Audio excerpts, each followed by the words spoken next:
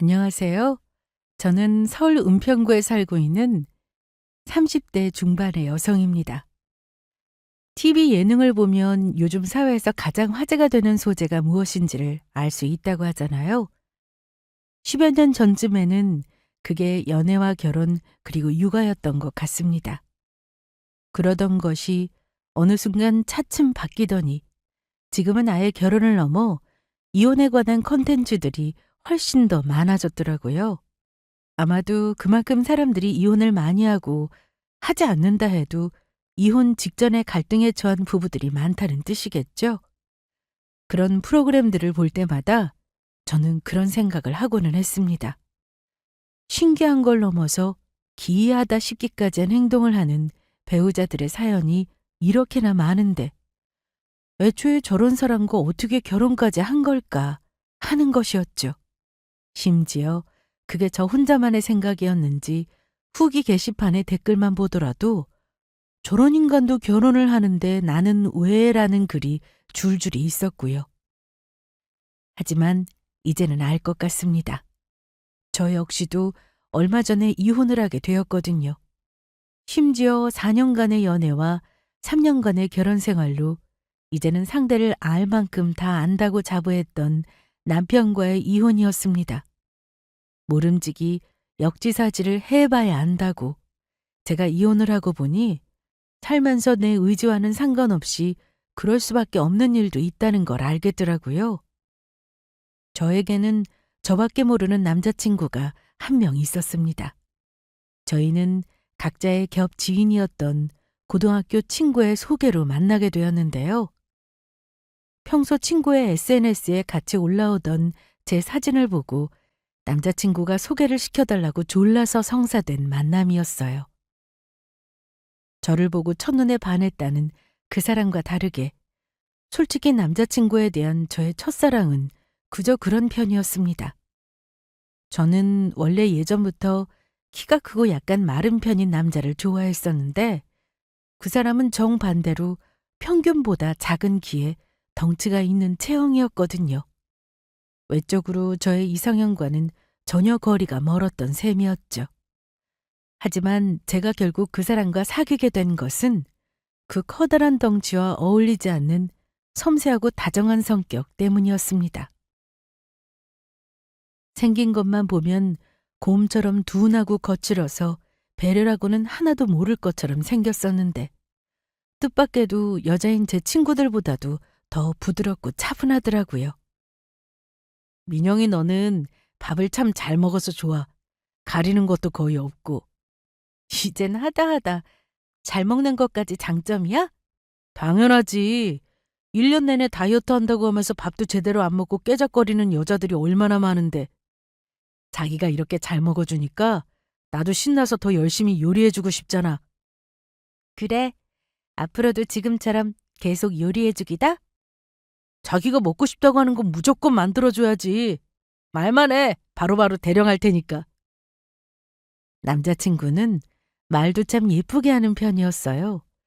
제 친구들이 거의 제 전용 칭찬 로봇이 아니냐고 할 만큼 입만 열면 저에게 칭찬을 하고는 했었는데요.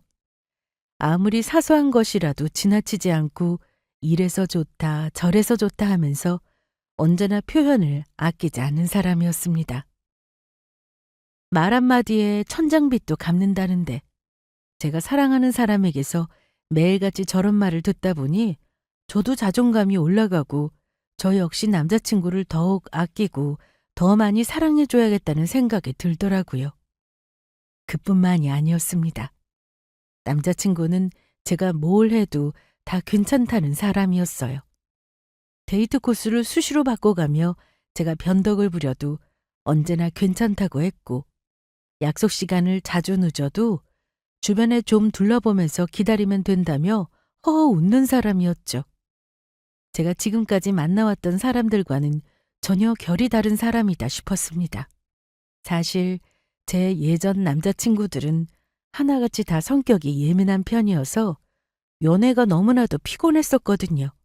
하지만 제가 숨만 잘 내쉬어도 기특하다고 말해주는 사람과의 연애는 참 새롭다 싶으면서도 안정적이라 좋았습니다.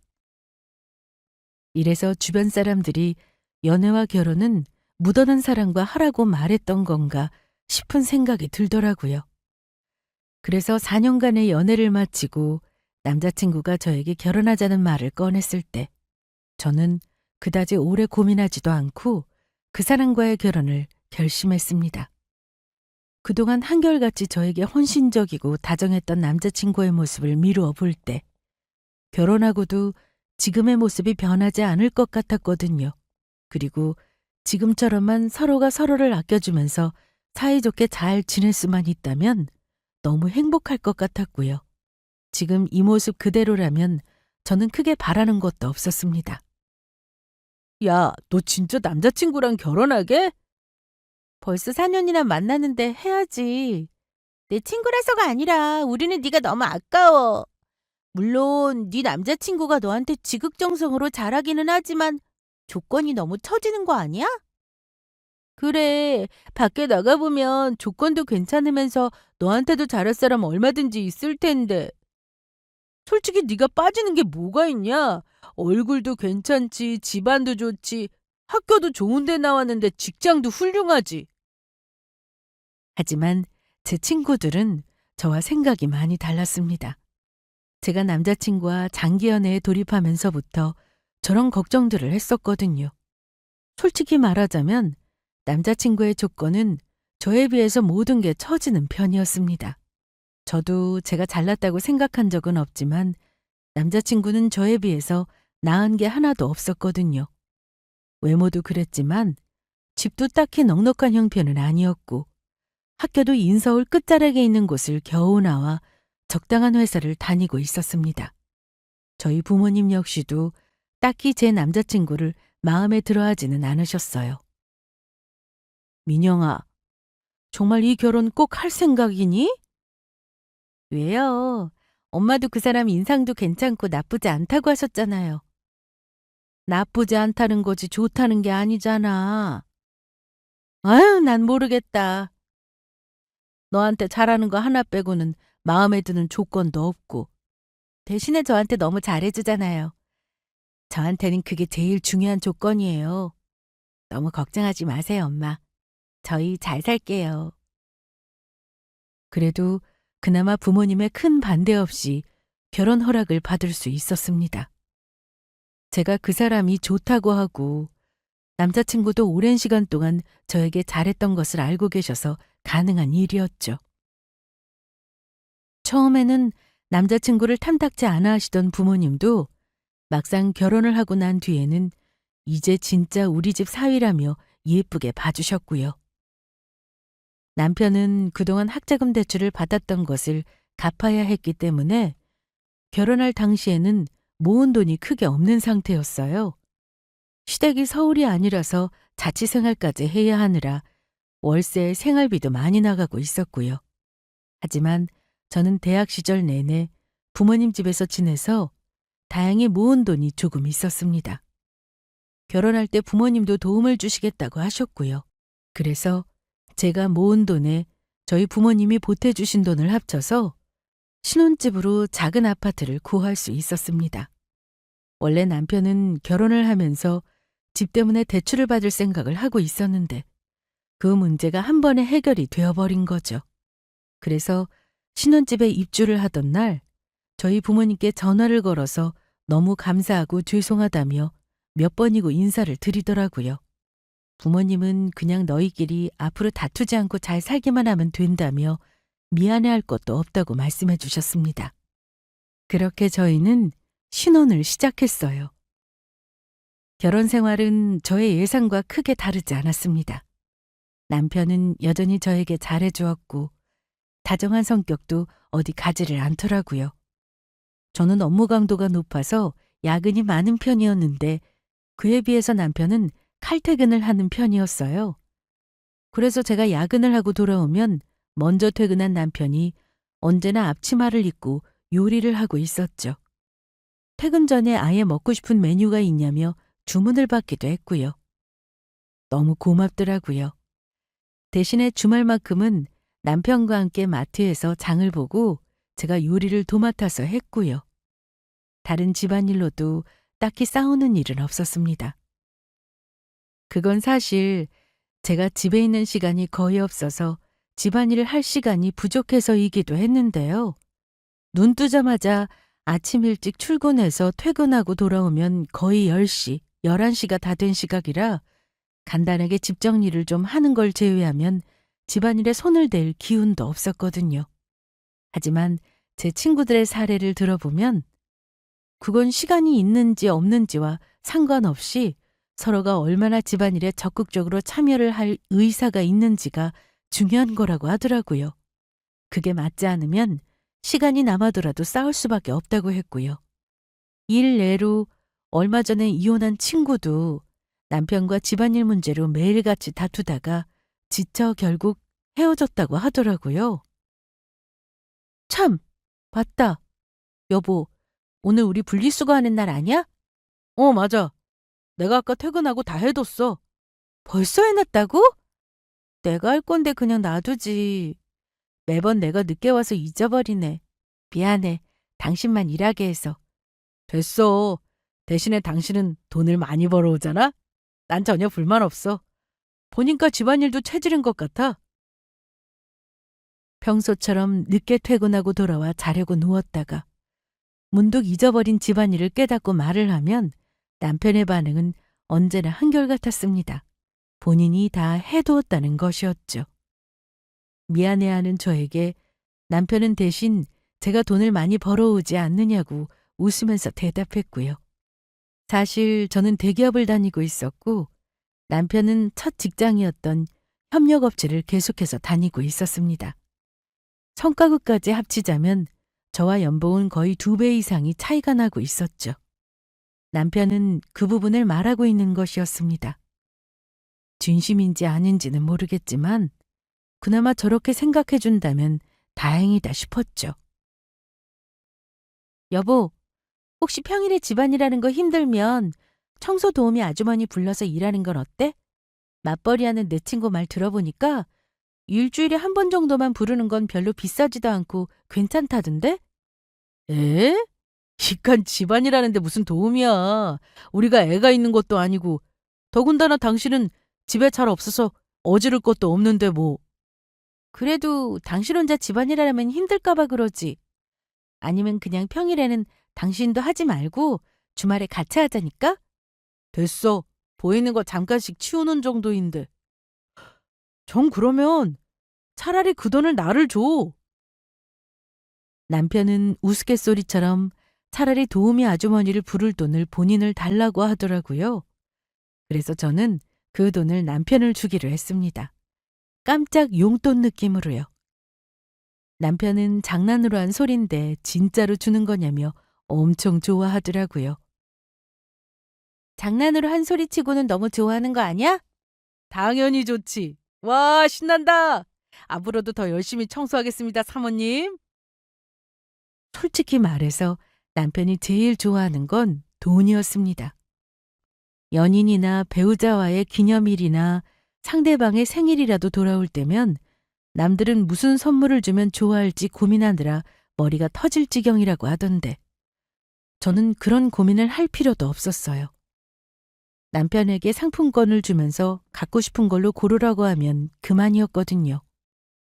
누군가에게는 그게 너무나 성의 없는 선물일지도 모르겠지만 저희의 경우는 달랐습니다. 사귀고 나서 첫 기념일을 맞이했을 때 본인이 먼저 말을 하더라고요. 마음에 안 드는 선물을 힘들게 고를 바에야 차라리 상품권으로 달라고요. 친구들은 연인 사이에 그게 뭐냐고 어이없어 했지만 저는 오히려 그게 낫겠다 싶었죠. 저도 편하고 상대방도 원하는 선물이었으니까요. 그 뒤로 저희가 주고받는 선물의 거의 대부분은 현금 아니면 상품권이었습니다. 결혼한 뒤로는 거의 현금이 되었지만요.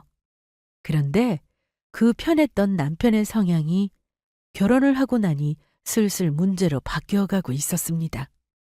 결혼 후에 너무 티가 나게 제 친정에만 짠돌이 짓을 한다는 것이었어요. 연애 때 남편의 짠돌이 기질을 몰랐느냐고 묻는다면 그건 또 아니라고 대답할 수 있었습니다. 다 좋은데 딱 한 가지 단점을 꼽으라고 한다면 그게 바로 이 부분이었거든요. 요즘은 하다못해 편의점을 가더라도 1+1 행사를 하는 곳이 있잖아요. 그럴 때마다 참새가 방앗간을 지나치지 못하듯이 무조건 들어가서 그 제품을 사야 했어요. 오늘 파스타면 세일한다. 이거 먹자, 우리. 아니, 오늘 김치찌개 만들어 먹기로 하지 않았어? 이거 말고 돼지고기 사야지. 김치찌개는 다음에 만들어줄게. 스파게티면 2개 사면 하나 더 끼워준다니까 오늘 이거 사서 먹자. 자기도 파스타 좋아하잖아. 맛있게 해줄게, 내가. 데이트를 하다가 요리 재료를 사느라고 마트 행사를 가더라도 뭘 끼워준다고 하면 무조건 그걸로 사야 했고요. 평소에 쇼핑을 할 때도 할인한다고 하면 원래 다른 것을 사려던 계획을 수정해 그 제품으로 갈아타고는 했습니다. 처음 남편의 곁에서 몇 번 이런 행동을 겪었을 때는 대체 이게 뭔가 싶더라고요. 당연히 저도 세일하는 물건에 1+1 하는 것들을 좋아하기는 했지만 그건 어디까지나 제 구매 계획의 범위 안에 있을 때의 이야기였습니다. 애초에 살 생각도 없었던 물건을 세일한다고 사는 건 전혀 합리적인 소비가 아니라는 생각이 들었거든요. 진짜 이해가 안 가더라고요. 오죽했으면 생전 다투는 적이 없던 저희가 연애 초반에는 이걸로 다툰 적도 종종 있었죠. 원하는 걸 세일할 때 사는 게 제대로 된 소비인 거지. 사려고 했던 게 아닌데 세일 때문에 사는 거면 주객이 전도된 거 아니야? 그게 무슨 주객 전도야. 어차피 사두면 다 쓸 거고 무조건 그게 필요했던 게 아니면 다른 걸로 바꿀 수도 있는 거지. 도저히 말이 통하지를 않더라고요. 남편이 저런 소비 성향을 가지게 된 것에는 사실 이유가 있었습니다. 어릴 때부터 시부모님이 하시던 사업이 망해서 어렵게 지냈던 적이 있었다고 하더라고요. 원래부터 가난했었으면 차라리 없이 지내나 보다 싶었을 텐데 유복하게 잘 지내다가 한순간에 갑자기 집안이 어려워지게 됐으니 충격이 더 심했겠죠. 한참 어려웠던 당시에는 학교에서 점심 급식비를 낼 돈이 없을 정도로 형편이 어려웠었다고 하더라고요. 하굣길에 친구들이 같이 사 먹을 아이스크림 하나 사 먹을 돈이 없어서 항상 혼자 다녔다고 했고요. 그 말까지 듣고 나니 조금 이해가 되기는 했습니다. 한참 많이 먹고 예민할 사춘기 시기에 고생을 너무 많이 했을 테니 저런 성향으로 변한 것도 이해가 된다고요. 나중에는 남편도 본인이 조금 지나쳤다는 걸 깨달았는지 앞으로는 자제하겠다고 대답을 하기는 했지만요. 그래도 원래 성격이 워낙에 저런 걸 좋아하는지라 이런 소비 습관이 크게 달라지지는 않았습니다. 그나마 지나치게 명품을 좋아한다든지 분수에 안 맞는 소비를 한다든지 이런 게 아닌 게 어딘가 싶었습니다. 하는 수 없이 남편도 적당한 선에서 마무리하고 저도 적당한 선에서 포기하는 걸로 서로 타협하기는 했죠. 그런데 그 짠돌이 성향이 결혼 후에 한층 더 심각해질 줄은 몰랐습니다. 그것도 하필이면 꼭 제 친정을 향해서만일 줄은 더더욱 몰랐고요. 저는 결혼 전에 저를 너무나 잘 챙기고 저에게 다정했던 것처럼 결혼 후에도 제 친정에도 그만큼 잘할 거라고 생각을 했었거든요. 당연히 저도 남편에게 잘하는 만큼 시댁에도 잘할 생각이었고요. 결혼을 하고 나면 양쪽 집안이 모두 한 식구가 되는 거라고 생각을 했으니까요. 그런데 남편이 내 식구라고 생각하는 사람은 단지 본인 가족과 저에 국한되는 것이었습니다. 시댁은 여전히 알뜰살뜰히 보살피면서도 제 친정에 들어가는 돈은 너무나도 아까워하더라고요. 말로는 뭐든지 양가에 공평하게 해야 된다고 하면서 정작 행동은 완전히 딴판이었습니다. 예를 들면 이런 것들이 있었어요.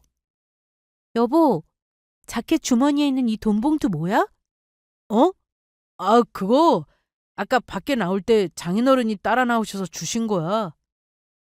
명절에 저희 친정에 갔다가 돌아온 후에 남편 옷을 정리해서 옷걸이에 거는데 주머니에서 돈 봉투 하나가 툭 떨어지더라고요. 뭔가 싶어서 물어봤더니 저희 아버지가 주셨다더라고요. 저는 그때까지만 해도 설마 했습니다. 설마 이거 아까 우리 부모님한테 드렸었던 봉투는 아니지? 그거 맞을걸. 봉투가 똑같잖아. 아, 이걸 왜 받아왔어?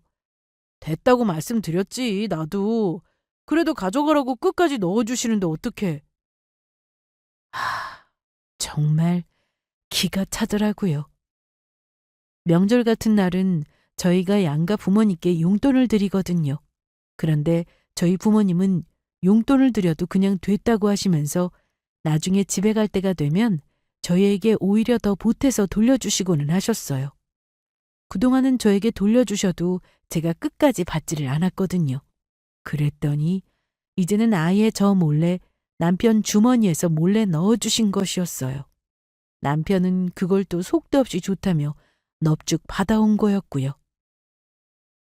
그래도 끝까지 거절했어야지. 명절이라고 용돈 드린 건데 그걸 받아오면 어떡해. 주시는 거 너무 거절하는 것도 예의 아니야. 그럼 다음부터는 당신이 거절하든가. 남편은 끝까지 자기가 뭘 잘못했냐며 의아해하는 눈치였습니다. 누구는 속이 터지는데 저렇게 대답을 하니 정말 어이가 없어서 할 말이 없더라고요. 저희 부모님이 돌려주시는 돈은 꼬박꼬박 받아 챙기면서 양가에는 용돈을 똑같이 드려야 한다고 하니 제가 어이가 없을 수밖에요. 거기다 이건 용돈에만 국한되는 일이 아니었습니다. 가족 행사로 어디를 가기라도 하면 본인이 내는 돈은 한 푼도 없다시피 했어요. 저희 아빠나 오빠가 대부분의 비용을 다 내는 편이었거든요. 오서방, 주말에 쉬지도 못하고 여기까지 오느라 고생했을 텐데 많이 먹게. 잘 먹겠습니다. 오늘 고기가 진짜 맛있네요, 장인어른. 완전히 입에서 살살 녹는데요? 그렇지. 나도 거래처 사장한테 소개받아서 알게 된 집이야. 너무 맛있어서 다음에는 오서방도 데려와야겠다 싶더라고. 부족하면 고기도 시키고. 네, 감사합니다, 장인어른. 저희 부모님은 좋은 걸 보면 저희부터 생각이 난다면서 새로 알게 된 맛집에 저희를 데려가서 밥을 사주시는 게 낙이다시피 하셨거든요. 원래도 저나 오빠네 식구들한테 항상 하시던 것이었는데 제가 결혼하고 나서는 저희 남편도 거기에 끼게 된 거였죠. 그런데 남편은 말로만 감사하다고 하고 생전 한 번 먼저 계산할 생각을 안 하더라고요. 아무리 식사 자리에 먼저 초대한 게 저희 부모님이라고 해도 본인이 4-5번 얻어먹으면 한 번 정도는 살 수 있는 거잖아요. 저는 그게 당연히 예의이기도 하다고 생각했고요. 그런데 남편은 전혀 그럴 생각이 없었습니다. 사양도 하지 않고 그냥 당연하다는 듯 받기만 하더라고요. 엄마, 아빠, 오늘은 저희가 낼게요. 아유, 너희가 무슨 돈이 있어. 우리가 낼게. 아닙니다. 오늘은 저희가 계산하겠습니다. 보다 못한 제가 남편의 옆구리를 찌르면서 눈치를 주면 그제서야 마지못해서 자기가 내겠다며 나섰고요. 이게 무슨 엎드려 절받기도 아니고 이 정도쯤이면 그냥 눈치가 없는 건지 아니면 눈치가 없는 것처럼 행동하기라도 한 건지도 모르겠더라고요. 저는 시댁 모임에 가기라도 하면 시부모님께 식사를 대접하는 게 자식된 도리라고 생각을 했고 그 돈이 아깝다는 생각을 해본 적은 단 한 번도 없었는데 남편은 저희 부모님에게 먼저 나서서 밥을 살 생각도 하지 않는다는 게 너무 섭섭하더라고요. 제가 그 부분을 지적할 때마다 남편이 하는 대답은 매번 비슷했습니다. 결제를 하려고 했더니 장인어른이 항상 먼저 계산을 하시더라고. 타이밍을 놓쳐서 못한 거야. 그럼 우리 아빠가 먼저 계산하시기 전에 당신이 먼저 내겠다고 얘기를 하면 되잖아. 그렇게 말씀드려도 됐다고 하시던데. 알았어. 다음에는 그렇게 할게. 남편에게는 언제나 변명거리가 있었습니다. 타이밍이 맞지 않았다. 화장실을 간 사이에 먼저 결제를 해놓으셨더라. 사드리겠다고 해도 됐다고 하셨다 등등이요. 저는 그게 솔직히 다 변명처럼 들렸고 이 정도면 의제 문제라는 생각이 들었습니다. 의지만 있었다면 그깟 타이밍이 문제였겠어요? 본인에게는 먼저 계산을 하고 싶은 생각이 아예 없는 거였죠. 이런 일이 반복되다 보니 저도 사람인지라 서운한 걸 넘어서 나중에는 짜증까지 나더라고요. 저는 그래도 지금까지 양가의 용돈도 똑같은 액수로 드렸고 선물도 똑같이 챙겨왔었거든요. 말 맞다나 제가 버는 돈이 남편의 2배는 되어도 그걸로 생색낸 적 한 번 없었고요. 그런데 남편은 항상 양가에 공평하게 해야 분란이 없다는 소리나 해대면서 입으로만 공평 타령을 했습니다. 어떤 날은 홧김에 친정에서 남편이 돌려받은 용돈만큼 시댁에도 하지 말아버릴까 싶은 날도 있었습니다. 그래도 제가 똑같이 해버리면 서로 기분만 상하겠다 싶어서 그저 생각만으로만 그쳤죠. 이렇게 속이 상하는 날이 점점 늘어갔지만 어디에도 말을 할 수가 없었습니다. 친구들에게 토로하기에도 제 얼굴에 침뱉기 같았거든요. 부모님께 말씀드리기에도 부끄러운 이야기였고요. 그러다 저희 엄마의 생신이 다가왔습니다. 올해는 엄마가 칠순이 되시는 해였어요. 환갑 때도 칠순 때 잔치를 하자는 말로 넘어갔는데 정작 칠순이 되니 또 무슨 잔치냐며 그냥 넘어가자고 하시더라고요. 친척들 다 모아서 같이 식사라도 하자고 말씀드렸지만 됐다고만 하시면서요. 결국 저는 고민 끝에 해외여행을 보내드리기로 했습니다. 언젠가 TV에서 스페인을 여행하는 여행 프로그램을 보시더니 저기 참 좋아 보인다며 지나가듯 말씀하셨던 기억이 났거든요. 아이고, 무슨 해외여행이니? 그런 데 갈 체력도 없어. 난 됐으니까 너랑 오서방이랑 놀러 갔다 오지 그러니? 엄마가 칠순이지 제가 칠순이에요? 됐으니까 다른 소리 하지 말고 이번에는 꼭 다녀오세요. 저도 같이 가면 좋을 텐데 도저히 회사에 휴가를 낼 형편이 아니라서 안 될 것 같아요. 괜찮다도 그러네 정말. 엄마 혼자서는 안 가실 게 뻔하니까 아빠랑 2분이서 함께 다녀오시라고 비행기 티켓을 끊어드렸죠. 아무래도 제가 따라가는 게 아니라 자유여행은 힘드실 것 같아서 패키지 여행으로 예약해드렸고요. 남편과도 이번에는 잔치 대신에 여행을 보내드릴 거라고 진작부터 상의를 끝냈었고요. 오빠네에서도 여행 비용의 절반을 보태기로 했습니다. 아까 낮에 엄마가 전화하셨었는데 요즘 스페인 여행 관련해서 방송 챙겨본다고 하시더라고. 그래? 저번에는 서점에서 스페인 책도 샀다고 하지 않으셨어? 그러니까. 뭐하러 비싼 돈 들여서 거기까지 가냐고 안 가겠다고 하시더니 막상 예약해드리니까 너무 좋으신가 봐. 우리 엄마 너무 소녀 같지 않아? 그러게, 좋으신가 보네. 요즘 너무 좋아하시는 엄마를 보니 저도 덩달아 기분이 좋아지더라고요. 새삼스럽게 남편에게도 고맙다고 말을 했죠. 솔직히 여행 보내드린다고 할 때 남편이 뭐라고 한마디라도 얹으면 한바탕 할 각오도 했었거든요.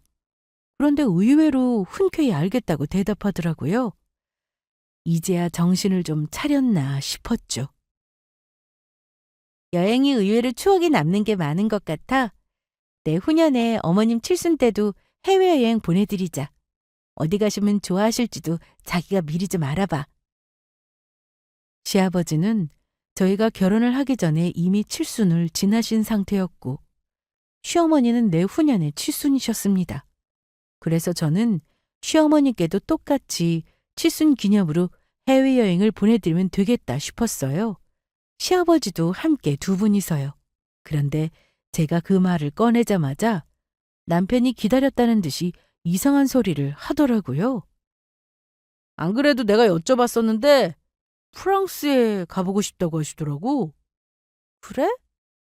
프랑스도 좋지. 나 예전에 출장으로 갔었는데 너무 좋더라고. 내후년에 아버님이랑 2분이서 오붓하게 다녀오시라고 하면 되겠다. 근데 어머니 얼마 안 있으면 생신이잖아. 생신 기념으로 이번에 가고 싶다고 하시더라고. 뭐? 지금 가고 싶으시다고? 어, 장모님도 스페인 가신다고 하니까 내심 부러우신가 봐. 저는 조금 당황스러웠습니다. 아니, 우리 엄마는 올해 생신이 칠순이니까 그 기념으로 가시는 거고, 어머님은 칠순도 아니시잖아. 꼭 무슨 날이라고 의미 부여를 해야 해? 그냥 가고 싶다고 하시니까 보내드릴 수도 있는 거지 뭐. 그럼 어머니 칠순 때는? 그땐 어떡하게? 아직 2년이나 남았는데 그때는 그때 가서 생각해보자. 그리고 그때 되면 어머니도 힘들어서 유럽처럼 비행기 장시간 타야 되는 곳은 못 가실 수도 있잖아. 노인네들 한 해 한 해가 다르다는데. 그러니까 말하자면 이게 칠순 대신도 아니라는 것이었습니다. 하는 말을 들어보니 칠순은 칠순대로 또 다른 여행을 준비해야 할 것 같은 느낌이었고요. 저는 이번에 해외여행을 보내드릴 수 있지만 매번 생신 때마다 이렇게는 곤란하다고 말했습니다. 그런데 남편이 말이 없더라고요. 아마도 제가 딱 잘라서 말하는 모습에 약간 삐진 것 같았습니다. 저는 저대로 어이가 없어서 그냥 아무 말도 하지 않았고요. 나중에 이 문제로 남편과 갈등을 겪고 있다는 걸 눈치챈 저희 엄마가 넌지시 저에게 그런 말씀을 하시더라고요. 부부 사이에 돈 문제로 너무 따지지 말라고요. 생각해보니까 웃기잖아요. 엄마는 칠순이라서 가시는 건데 어머님은 아무 날도 아닌데 덩달아 가야 한다고 하시는 게. 그때 돼서 못 간다고 생각하셨을 수도 있지 뭐. 오서방 말도 맞아. 나이 들면 여행이고 뭐고 다 귀찮고 힘드니까 말 나왔을 때 지금 가겠다 하실 수도 있는 거고. 아, 전 도무지 이해가 안 돼요. 됐어. 그냥 이번에 가고 싶으시다고 하시니 응? 기분 좋게 보내드려라. 부부 사이에 그 일로 괜히 감정 상하지 말고. 우리가 형편이 좀 더 괜찮으니까 그러려니 하고 넘어가. 혹시 부족한 돈은 엄마가 보태줄게.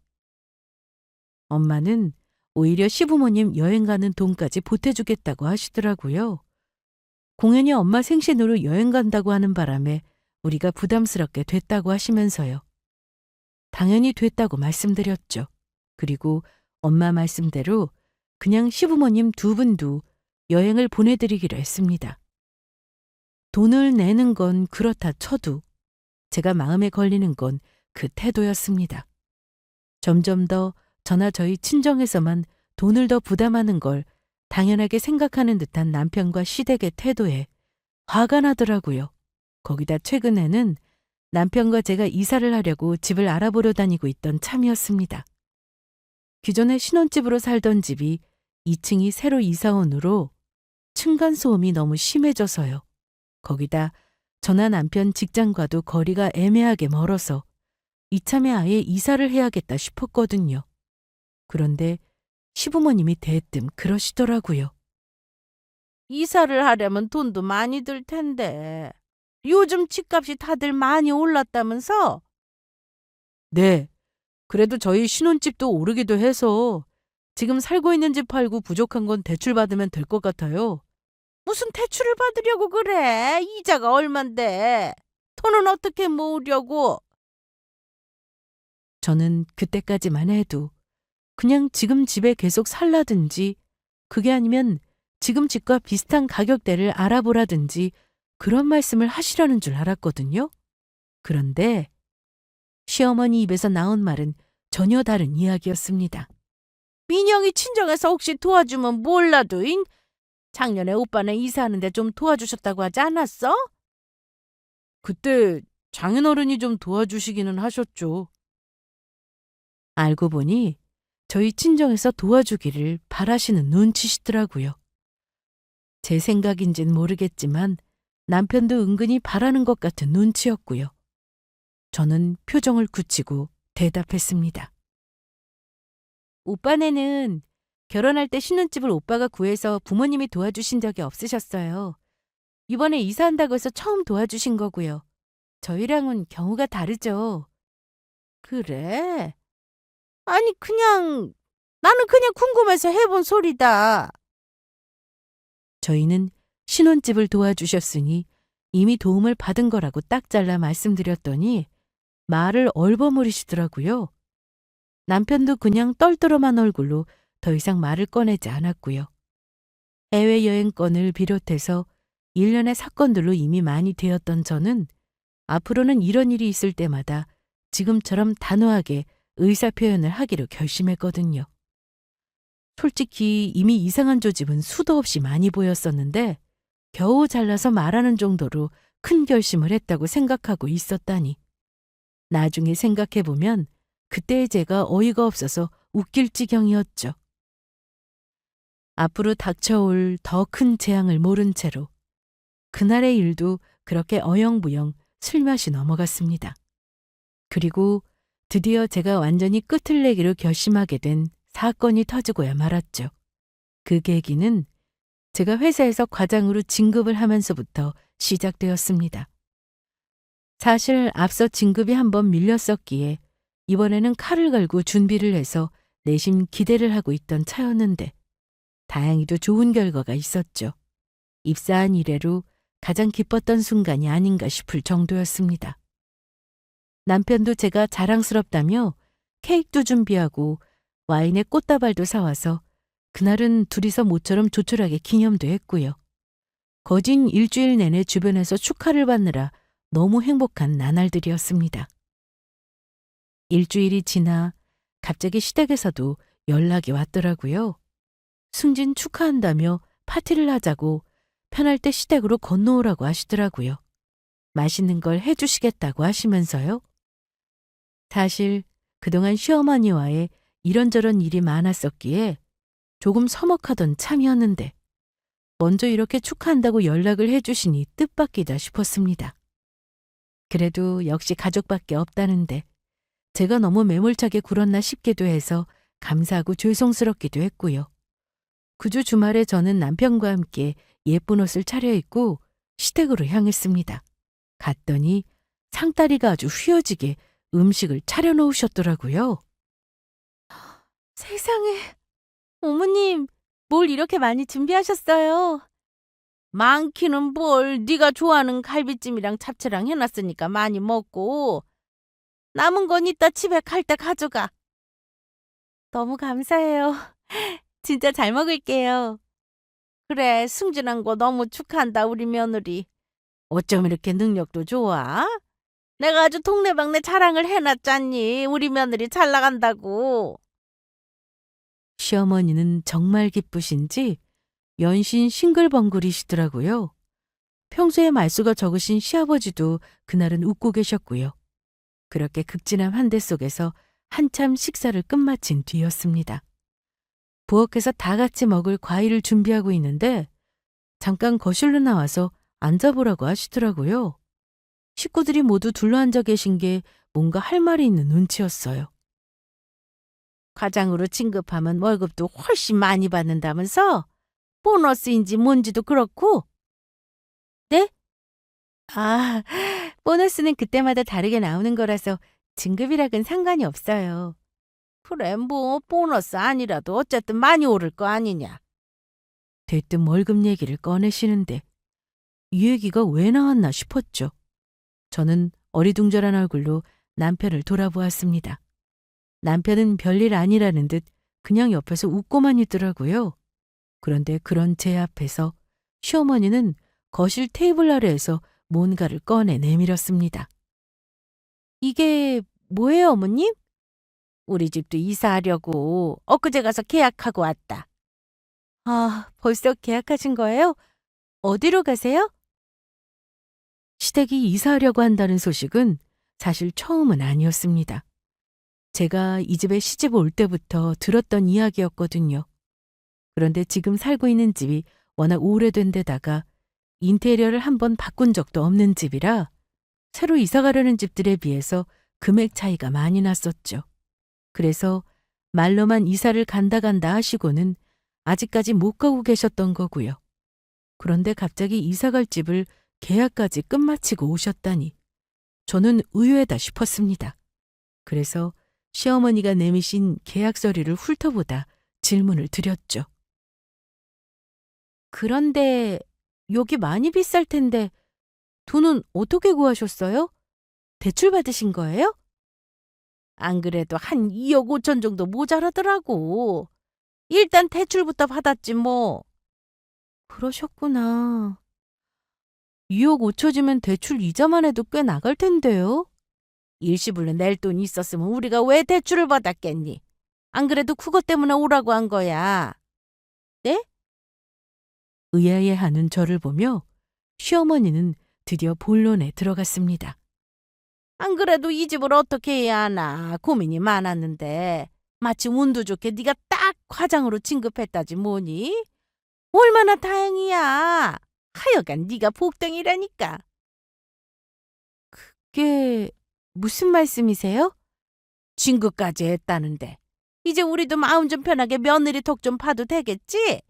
계산해보니까 2억 5천 정도면 어떻게든 되겠더라고. 매달 딱 네 월급 절반 정도만 주면 되니까 너무 걱정하지는 말고. 그러니까 지금 저더러 월급 절반을 보내서 대출금을 대신 갚으라는 말씀이세요? 어머님 집을요? 저는 너무 황당한 나머지 입에서 말까지 제대로 나오지 않더라고요. 시어머니는 바로 그거라면서 고개를 끄덕이시고 시아버지는 웃고만 있었습니다. 기가 차서 남편을 돌아보니 남편이 태어난 얼굴로 대꾸하더라고요. 당신이 진급해서 우리가 여력이 되니까 이번 이사는 좀 도와드리자. 무슨 소리를 하는 거야? 지금? 당신은 이거 알고 있었어? 내가 먼저 그러자고 말씀드린 거야. 우리가 도와드리겠다고. 그걸 왜 나랑은 상의도 없이 당신 혼자 결정해? 어차피 부모님 돌아가시면 나중에 재산도 다 우리가 물려받을 텐데 그 집도 우리 집 될 거 아니야. 투자다 생각하고 미리 사두면 그 사이에 집값도 오르고 좋잖아. 뭐라고? 생각을 해봐. 남들은 월급 받으면 다 써버릴까봐 일부러라도 적금 같은 데 넣어서 묶어두잖아. 우리도 매달 이렇게 저축해 두는 거지. 남편 놈은 저렇게 말도 안 되는 헛소리를 정성스럽게도 하더라고요. 듣자하니 저만 빼고 시댁 식구들 모두가 짜고 사전에 결정까지 끝낸 내용인 것 같았습니다. 저에게 이렇게 해도 되겠느냐고 좀 도와주면 어떻겠냐고 의논을 해도 기가 막힐 판에 미리 결정해서 통보를 하고 있다니 저는 정말 이 사람들이 제정신인가 싶기까지 했습니다. 제정신이 아닌 건 그렇다고 치고 제 돈을 당연하게 본인들 돈인 것처럼 빼먹으려는 그 심보가 도저히 용납할 수가 없는 지경이었어요. 제가 얼마나 만만하게 보였으면 미리 상의도 없이 저에게 이렇게 당당하게 월급을 내놓으라는 말을 할 수가 있겠어요? 제가 제일 기가 막힌 부분은 이 부분이었죠. 거기까지 생각이 미치는 순간 진짜 눈앞이 핑 돌 것 같더라고요. 적금 같은 소리하고 있네. 어? 뭐라고 여보? 너 진짜 머리가 어떻게 된 거 아니야? 뭐라고? 그렇지 않고서야 그 돈을 내가 왜 내놓을 거라고 생각을 하지?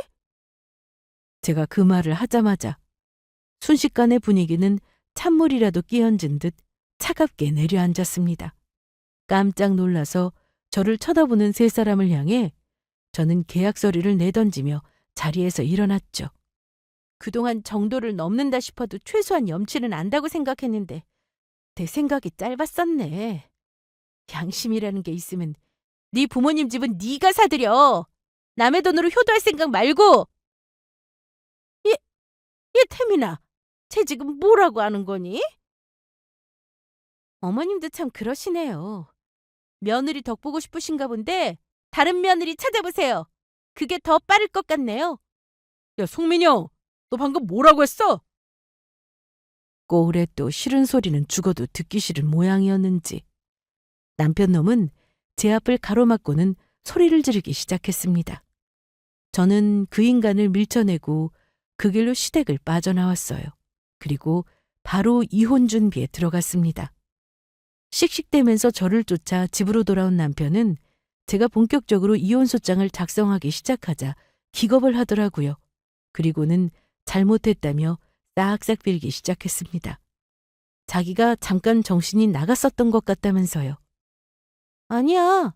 내가 너랑 계속 살 생각을 했었다니 정신은 내가 나갔었지. 여보, 제발. 내가 잘못했어. 우리 부모님 집 얘기는 신경 안 써도 돼. 그거 아예 없던 일로 생각해, 어? 그건 원래 내가 신경 쓸 일이 아니고.